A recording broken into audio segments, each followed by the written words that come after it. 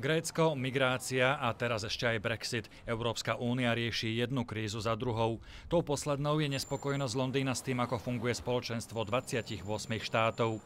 Britskí konzervatívci odmietajú budovanie superštátu, chcú viac právomoci pre národné parlamenty a väčší vplyv na fungovanie eurozóny aj pre krajiny, ktoré neplatia eurom.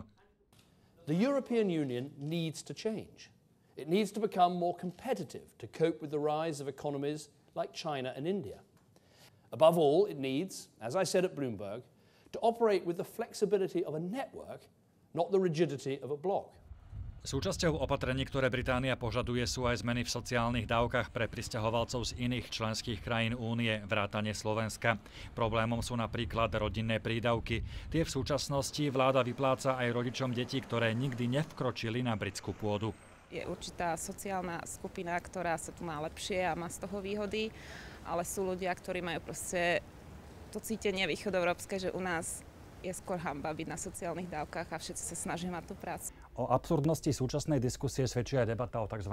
Tampónovej dani. Tá je podľa mnohých miestnych euroskeptikov typickým príkladom toho, že bruselské inštitúcie majú neprimeraný vplyv na Britániu. Za 5% daňou na tampóny a iné hygienické výrobky stoja pravidlá Európskej únie.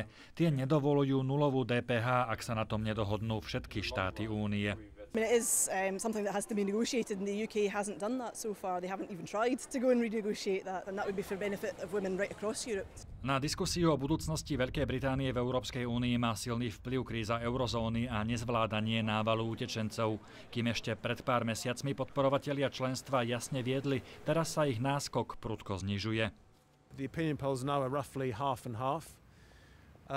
I think the problem for the in campaigners like me is that the arguments for staying in the EU are complicated, economic, rational, numerical, and quite hard to explain. The arguments for getting out are simple, emotional, romantic, and easy to explain. Do you want to be ruled by foreigners or not? Premiér David Cameron slúbil, že hlasovanie usporiada do konca roka 2017. Tak dlho však zrejme čakať nebude, aj preto, aby sa vyhol predvolebnej kampani v Nemecku a vo Francúzsku.